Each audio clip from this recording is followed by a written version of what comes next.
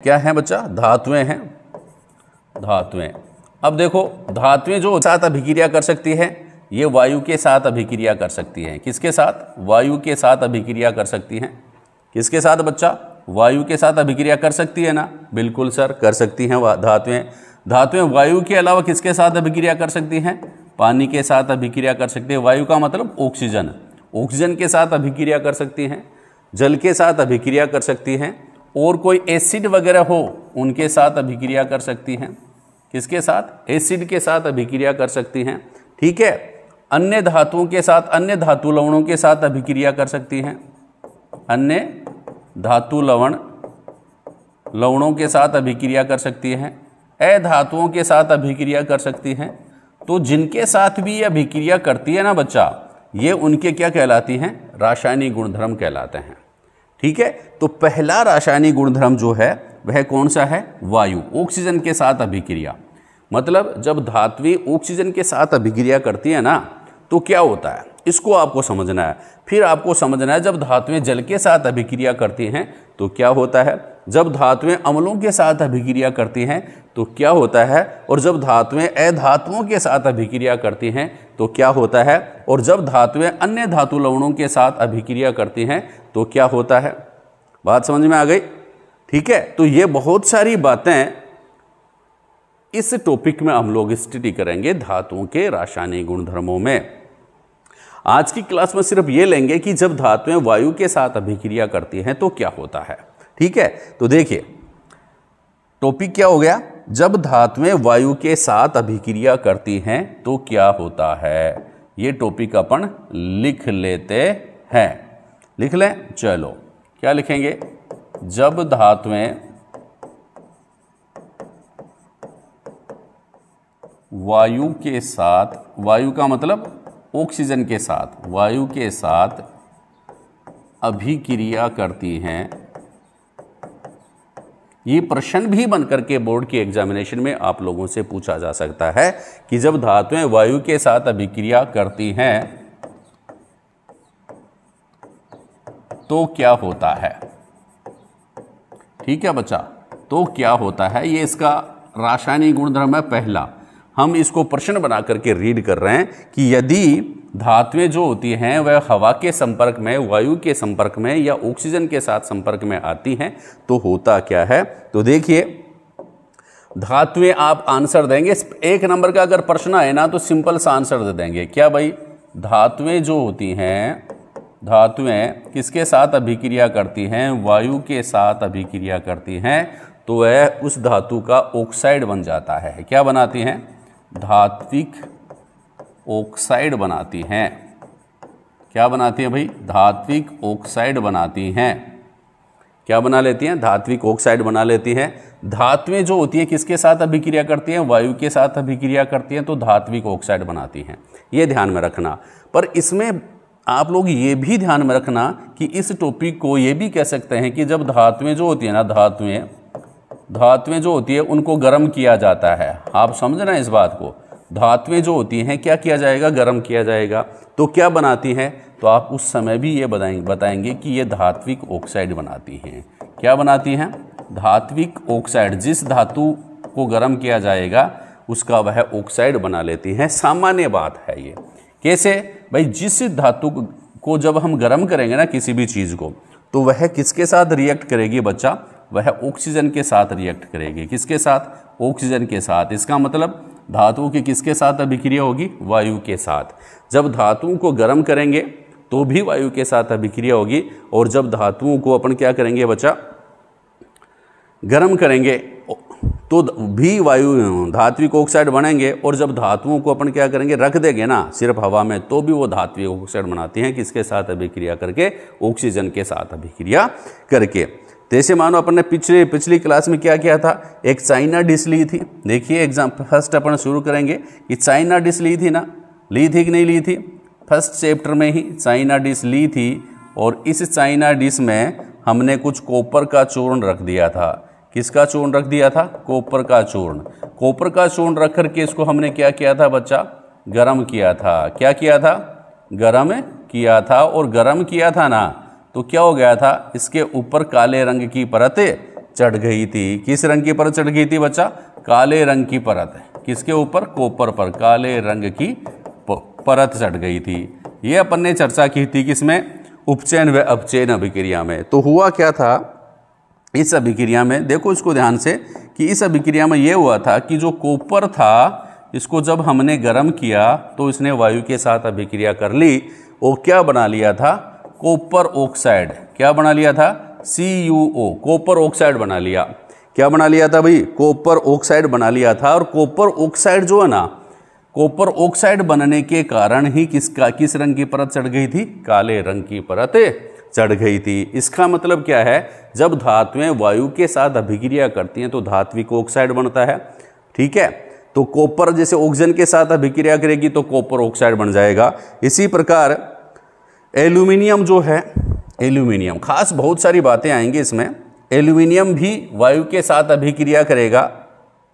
देखिए एल्यूमिनियम जो है Al, यह भी किसके साथ अभिक्रिया करेगा? ऑक्सीजन के साथ अभिक्रिया करेगा तो क्या बना लेगा बच्चा?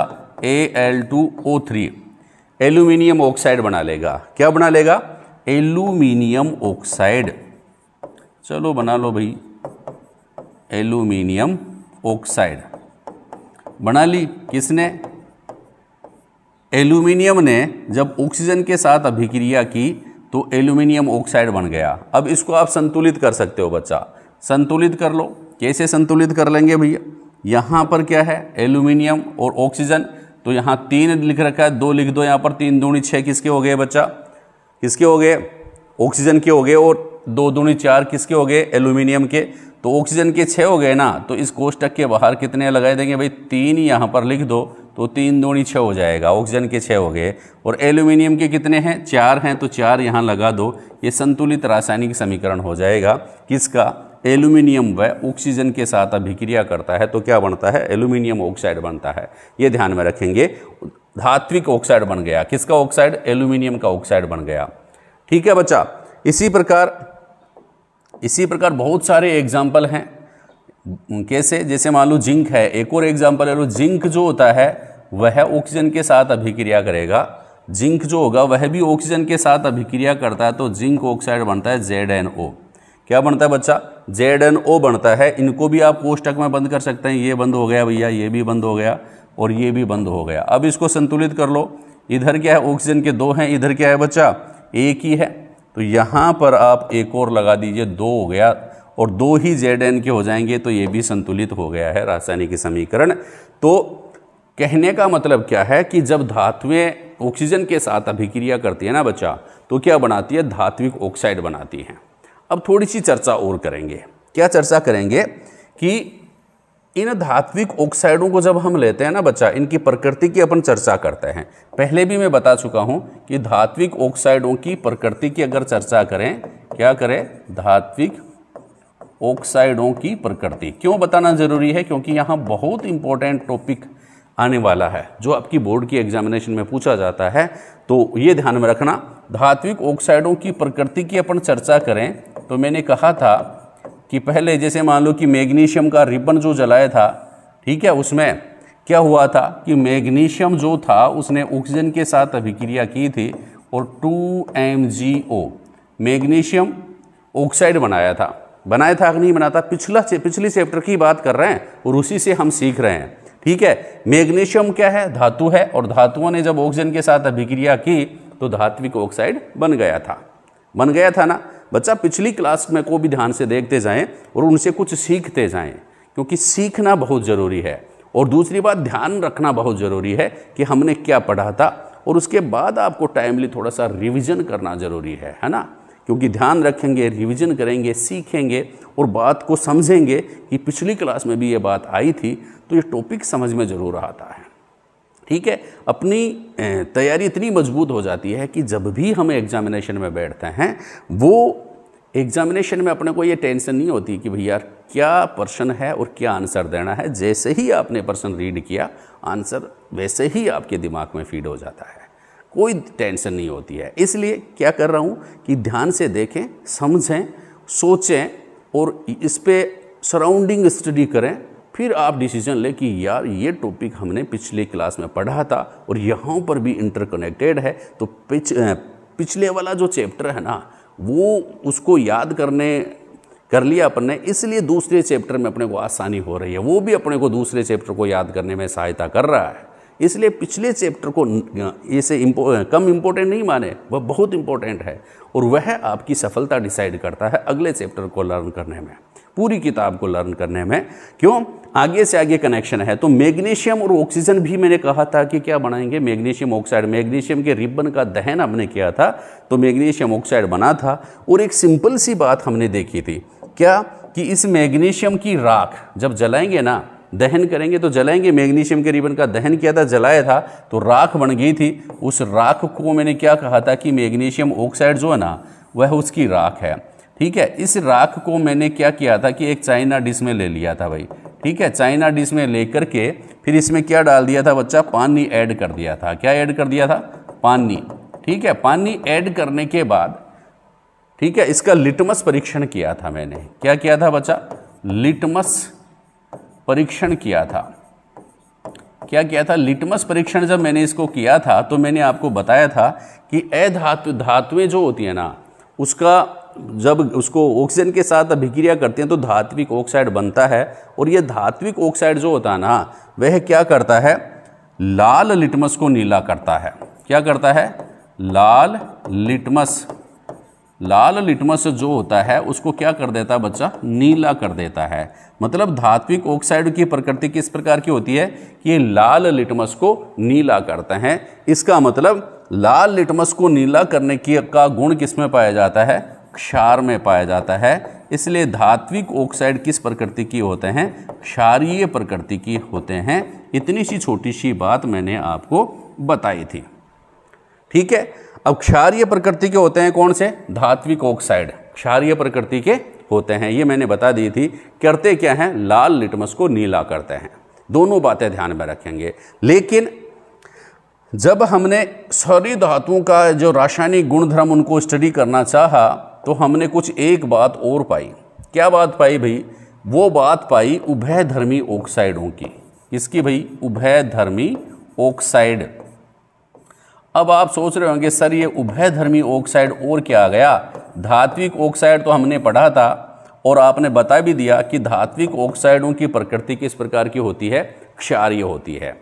लेकिन ये उभयधर्मी ऑक्साइड कौन से आ गए?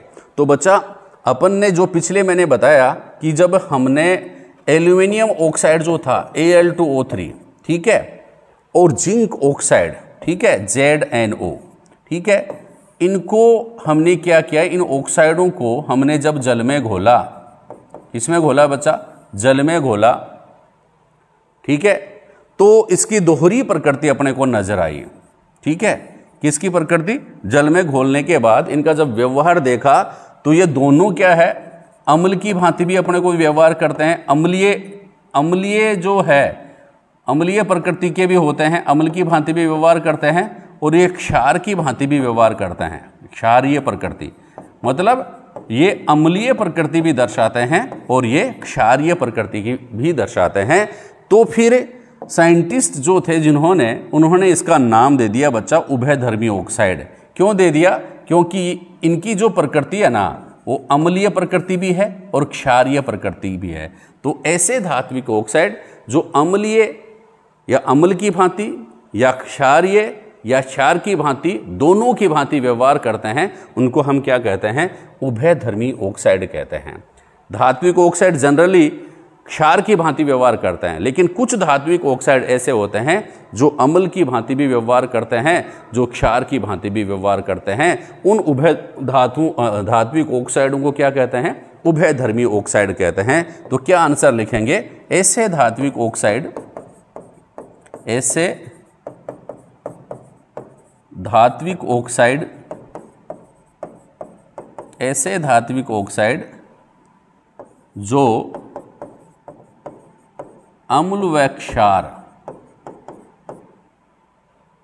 दोनों की भांति करते हैं व्यवहार, दोनों की भांति, ऐसे धात्विक ऑक्साइड जो अम्ल व क्षार दोनों की भांति करते हैं व्यवहार, करते हैं व्यवहार, ठीक है, उन्हें उभयधर्मी ऑक्साइड कहते हैं, उन्हें उभयधर्मी ऑक्साइड कहते हैं, उभयधर्मी ऑक्साइड। बहुत बढ़िया प्रश्न, 3 नंबर का आपकी बोर्ड की एग्जामिनेशन में पूछा जाता है और जनरल साइंस में भी पूछ लें भाई उभयधर्मी ऑक्साइड कौन सा होता है बताइए, तो उन्हें क्या कहते हैं, उभयधर्मी ऑक्साइड कहते हैं। ये सिंपल सी बातें आपको ध्यान में रखना है क्योंकि डेफिनेशन आप लोगों से जरूर पूछते हैं। प्रश्न किस प्रकार के आएगा कि उभयधर्मी ऑक्साइड किसे कहते हैं, उदाहरण दीजिए। तो उदाहरण देख लीजिए आप, उदाहरण कौन सा है, एल्यूमिनियम ऑक्साइड Al2O3 और जिंक ऑक्साइड ZnO, ये दोनों क्या है बच्चा, उभयधर्मी ऑक्साइड हैं। अब देखो उभयधर्मी ऑक्साइड को पहचानने का एक तरीका तो क्या है कि आप लिटमस परीक्षण कर लें, और दूसरी तरीका क्या है कि इसकी अभिक्रिया अम्ल से भी करवाएं और इसकी अभिक्रिया क्षार से भी करवाएं। ठीक है, इसकी अभिक्रिया किससे करवाएं बच्चा, अम्ल से भी करवाएं और क्षार से भी करवाएं। तो आपको पता है कि अम्ल से करवाएंगे, ठीक है, और क्षार से करवाएंगे। देखो इसको पहले ध्यान से देखो आप, इसको थोड़ा सा ऊपर कर देता हूं। अपने एग्जाम्पल लेते हैं किसका बच्चा, एल्यूमिनियम ऑक्साइड का ले लेते हैं पहले, ठीक है। एल्यूमिनियम ऑक्साइड है Al2O3, ये एल्यूमिनियम ऑक्साइड है। इसकी अभिक्रिया करवा देते हैं बच्चा किसकी, अम्ल के साथ, HCl के साथ हमने अभिक्रिया करवा दी, ठीक है। HCl के साथ जब हमने अभिक्रिया करवाई तो हमने क्या देखा कि एल्यूमिनियम क्लोराइड बन जाता है AlCl3, एल्यूमिनियम क्लोराइड और पानी, जल बनता है, ठीक है। एल्यूमिनियम क्लोराइड क्या हो गया, एल्यूमिनियम का लवण हो गया और ये क्या हो गया, जल हो गया। तो ये अभिक्रिया क्या है, कौन सी अभिक्रिया, अम्ल। ये तो क्या हो गया भाई, अम्ल है, ठीक है। और हमने चर्चा की थी ना, अम्ल किसके साथ अभिक्रिया करके लवण व जल बनाते हैं, तो क्या बताएंगे, क्षार के साथ अभिक्रिया करके।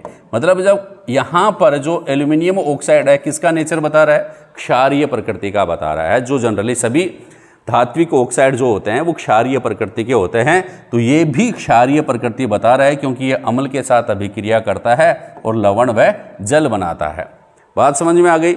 अब एक और देखिए भैया, अब हमने वापस से एल्यूमिनियम ले लिया, Al2O3 ले लिया, उसकी अभिक्रिया करवा दी बच्चा हमने किसके साथ, क्षार के साथ अभिक्रिया करवा दी। क्षार कौन सा ले, NaOH ले लेते हैं। कौन सा ले लेते हैं बच्चा, NaOH, ये क्षार ले लिया, ठीक है। तो हमने क्या देखा, ठीक है, क्या क्या देखा भाई, सोडियम एल्यूमिनेट बनता है, यहां पर एक लवण बन गया, कौन सा, NaAlO2, ठीक है, NaAlO2, ठीक है, NaAlO2 बन गया, ठीक है। इसको कहते हैं सोडियम एल्यूमिनेट।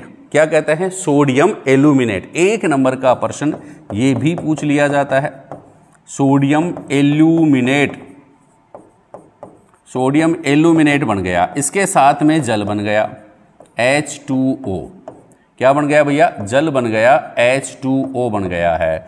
तो इसका मतलब क्या है, यहां पर भी लवण बन रहा है बच्चा और लवण व जल बन रहे हैं। और ये कौन सा हो गया बच्चा, ये सोडियम हाइड्रोक्साइड, अपन को पता है ये क्षार है, तो इसका मतलब क्या हुआ कि ये ऑटोमेटिकली क्या हो गया, अम्ल हो गया। क्या हो गया, अम्ल हो गया। मतलब इस अभिक्रिया में यह क्षार की भांति व्यवहार कर रहा है और इस अभिक्रिया में ये ही धात्विक ऑक्साइड अम्ल की भांति व्यवहार कर रहा है। इसका मतलब जब एक धात्विक ऑक्साइड दोनों की भांति व्यवहार करे, अम्ल की भांति भी व्यवहार करे और क्षार की भांति भी व्यवहार करे, तो इस धात्विक ऑक्साइड को हम क्या कह देंगे बच्चा, उभयधर्मी ऑक्साइड कह देंगे।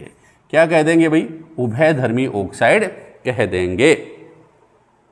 अब बहुत इंपॉर्टेंट प्रश्न है, पूछा जाता है, ध्यान में रखना। अब आप लोगों को 1-2 चीज और हम क्लियर करवा देते हैं। क्या भाई, देखिए हम क्लियर करवाते हैं आपको कि बहुत सारी धातुएं, देखो नाम लिखूंगा मैं इनका आपके सामने, कि जैसे मान लो कि पोटेशियम है, सोडियम है, कैल्शियम है, मैग्नीशियम है, एल्यूमिनियम है, ठीक है, फिर जिंक है, फिर लोहा है, ठीक है, कॉपर है, ठीक, और चांदी है और सोना है। तो ये धातुएं जो है ना, इनके बारे में थोड़ी सी आप ध्यान में रखेंगे। इनकी ऑक्सीजन के साथ अभिक्रिया किस प्रकार से होती है तो आप ध्यान में रखो। देखो बच्चा, कैसे कि जो पोटेशियम व सोडियम धातु जो होती है ना, वह ऑक्सीजन के साथ बहुत तीव्रता से अभिक्रिया करती हैं। किसके साथ अभिक्रिया करती है? ऑक्सीजन के साथ बहुत तीव्रता के साथ अभिक्रिया करती हैं और ये ऊष्माक्षेपीय अभिक्रिया करती है। ऊष्मा निकलती है उसमें तेज गति से और इसके कारण क्या हो जाती है बच्चा, ये जलने लग जाती हैं। खूब तीव्रता से अभिक्रिया करती हैं और स्वयं जलने लग जाती हैं। इसलिए इन धातुओं को अपन किस में करते हैं भाई? केरोसिन में डुबोकर रखते हैं। किस में डुबोकर रखते हैं? केरोसिन में डुबोकर रखते हैं। बात समझ में आ गई? इसके अलावा जो कैल्शियम, मैग्नीशियम, एल्यूमिनियम, ठीक है, ये जो धातुएं जो होती है ना, ये क्या करती है भैया, इनके ऊपर ये भी वायु के साथ अभिक्रिया करती हैं और इनके ऊपर धात्विक ऑक्साइड की पतली परत चढ़ जाती है। किसकी? धात्विक ऑक्साइडों की पतली परत चढ़ जाती है। कैल्शियम जनरली क्या है, धीमी अभिक्रिया करता है। मैग्नीशियम, एल्यूमिनियम, जिंक और फेरस, ये जो धातुएं जो होती हैं, ये भी अभिक्रिया करके इनके ऊपर किसकी पतली परत चढ़ जाती है? धात्विक ऑक्साइडों की पतली परत इनके ऊपर चढ़ जाती है। कॉपर, सिल्वर और चांदी जो होती है ना, ये धातुओं के साथ बहुत कम अभिक्रिया करती हैं। ठीक है, बहुत कम, ऑक्सीजन के साथ बहुत कम अभिक्रिया करती हैं। तो ये बात आप लोग ध्यान में रखेंगे। ठीक है, धात्विक ऑक्साइडों की जो ये पतली परत इनके ऊपर चढ़ती है, यह इन्हें क्या करती है बच्चा? संक्षारण से बचाती है। क्या करती है? संक्षारण से बचाती है। संक्षारण से बचाती है। बहुत सारी बातें इनके बारे में और बाकी हैं। ठीक है, इनको हम अगली क्लास जो होती है उसमें आपको एक्सप्लेन करेंगे। आज की क्लास में आप थोड़ा सा इतना ही ध्यान में रखें, लेकिन ये ध्यान में रखें कि पढ़ते रहें, आगे बढ़ते रहें। थैंक यू, धन्यवाद।